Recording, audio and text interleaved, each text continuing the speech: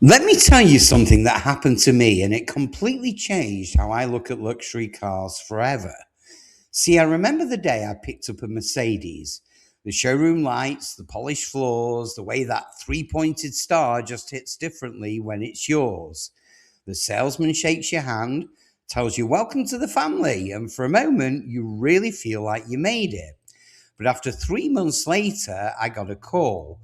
And what I heard on the phone made me realize that something nobody tells you when you buy one of these Mercedes. And by the end of this video, I'm going to show you exactly what that was. Because if you don't know these 15 different things, well, this car can quietly drain your bank account without you even realizing it. Now, just before we do take a deep dive, it's imperative you hit that like button and subscribe so that you get notified the minute we produce another game-changing video that affects your transport finances. And I promise you'll appreciate it. So buckle up and let's take a deep plunge. So let's count backwards, starting at number 15. And at number 15, you didn't actually buy everything in your car. Now, I know that's a huge surprise because this is where things start to get uncomfortable. See, a lot of modern Mercedes vehicles come with hardware already installed, but not activated. So you're driving around with features physically inside your car that you can't use unless you pay again. Performance boosts, remote services, even convenience features are all locked behind subscriptions, not upgrades, unlocks. Now, you already paid for the car, but now you're renting parts of it. And most buyers don't even realize it until months later when something stops working or they ask you for a renewal fee. Number 14, your recommended service isn't always what the engineers recommend. Now, here's how this works. You walk into a dealership for routine maintenance and suddenly you're handed a list of urgent services: transmission flush, fuel system cleaning, extra inspections. It all sounds serious. But when you compare it to the actual manufacturer's schedule, well, a lot of it is either early or completely unnecessary. That gap between recommended and required is where dealers quietly make thousands of dollars. Down to number 13. This is important. You are not locked into the dealership. Now, this is one of the biggest myths in the entire industry. See, you do not have to service your Mercedes at the dealer to keep your warranty valid. As long as the work is done properly with correct parts and fluids, well, your warranty will stay intact. But dealerships, well, they rely on fear.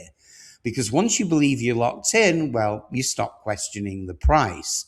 And that's when routine maintenance suddenly becomes premium based. Down to number 12. Prepaid maintenance can truly backfire. Now, on paper, it sounds smart. Lock in service costs, save money long term. But here's what they don't explain clearly. Excuse me. If you roll that plan into your financing, you're now paying interest on oil changes and filter replacements. So what looked like savings turns into a higher total cost. And even worse, well, it locks you into dealership pricing long after your warranty expires. Down to number 11. Diagnostic fees are a sheer profit center. Now, the moment something goes wrong, you're hit with a diagnostic charge, and it's not small. Actually, you're paying just for them to tell you what's wrong with your car before they even fix anything. And here's the part they won't tell you. Independent specialists often charge less, and many apply that fee towards the repair. Dealerships, well, not always. So you could be paying hundreds just to get the bad news. Down to number 10. Your car is depreciating a lot faster than you think. Now, this one really hurts. See, luxury cars drop in value aggressively, and Mercedes, well, they're no exception. The moment that you drive off the lot, the clock starts ticking, and within a few years, a huge portion of that value is gone. And for electric models, well, sadly, the drop can be even steeper. Now, nobody talks about this when you're signing the paperwork because it changes how you see the purchase. Down to number 9. Parts pricing is very heavily marked up. Now, the exact same genuine parts, same manufacturer, same part numbers can cost dramatically more at a dealership than through independent suppliers. We're talking about filters, brakes, basic components, they're all marked up. Now, if you multiply that over years of ownership, well, the difference suddenly becomes thousands of dollars. And this is one of the biggest reasons that independent shops can charge less without having to cut any corners. Down to number 8. The inspection process is designed to sell you more. I know you go in for something simple like an oil change, a tire rotation, and suddenly you're presented with a long list of recommended services. Flush this, clean that, replace this very soon. Now, what it does is it creates urgency. But when you cross-check those recommendations against actual requirements, well, many aren't even due yet. It's not always about what your car needs, it's about what the system is designed to sell. Now let's take a quick pause. If all this is opening your eyes even a little bit, hit that like button and subscribe right now, because videos like this are the exact reason that some people avoid making financial mistakes, while others, they just keep repeating them. And if this reaches just one person before they walk into a dealership blind, well, I promise you it's worth it. Now let's keep going, because the next ones get even more serious. Starting at number 7. Now listen carefully. This is a mistake a lot of people make. Certified pre-owned doesn't mean flawless.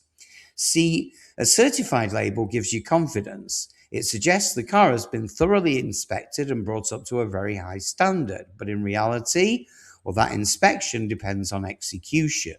And trust me, not every car is treated the same way. Some buyers discover missing maintenance, things that should have been done but weren't. So even with certification, verification is still your responsibility. Down to number 6. Again, listen carefully. Extended warranties are sold at your very weakest moment. Now think about when they actually pitch it. See, you've been at the dealership for hours and hours. You're mentally drained. You just want to leave. And that is exactly when they introduce a warranty, framed as a very small monthly increase.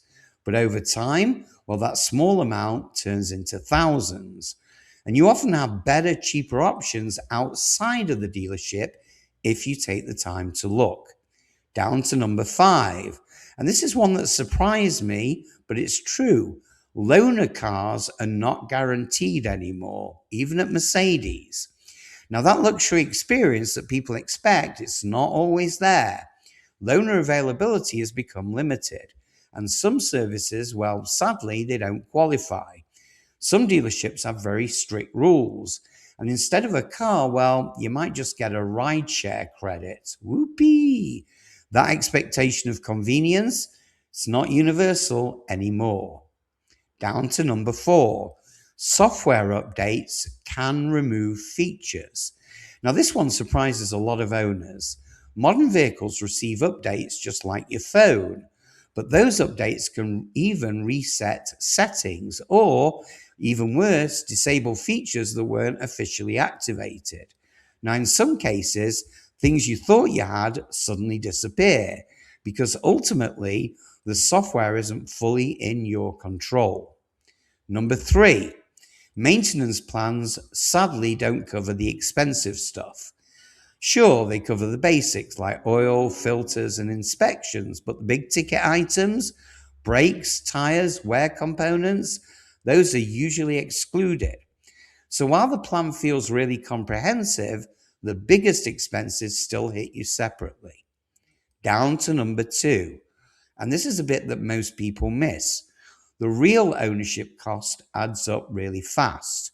Now, look at it. Excuse me, we've got insurance, we've got maintenance, we've got depreciation, repairs. Individually, they don't seem very overwhelming, but together, well, they can rival or exceed the cost of the car itself over time. And this is the part that nobody sits down and explains clearly before you actually buy. So finally, we reach number 1. And listen carefully to this one. The dealership experience doesn't end after the sale it actually begins. Now, this is what I realized after that phone call I told you about earlier. See, buying the car is just the entry point. The real business model is everything that happens after that. I'm talking service visits, repairs, upgrades, subscriptions, and that's where the long-term revenue is actually made.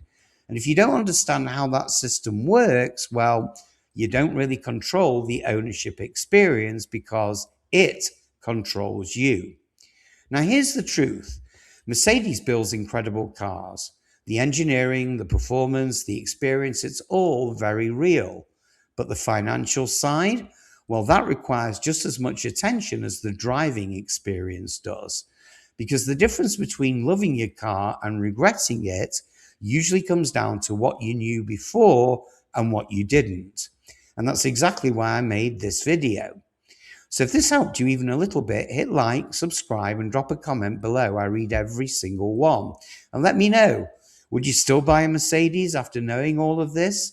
Because a future video I'm working on might completely change how you look at luxury cars altogether. In the meantime, thanks for watching, my fellow drivers. I'll see you guys on the next one. Have a great day.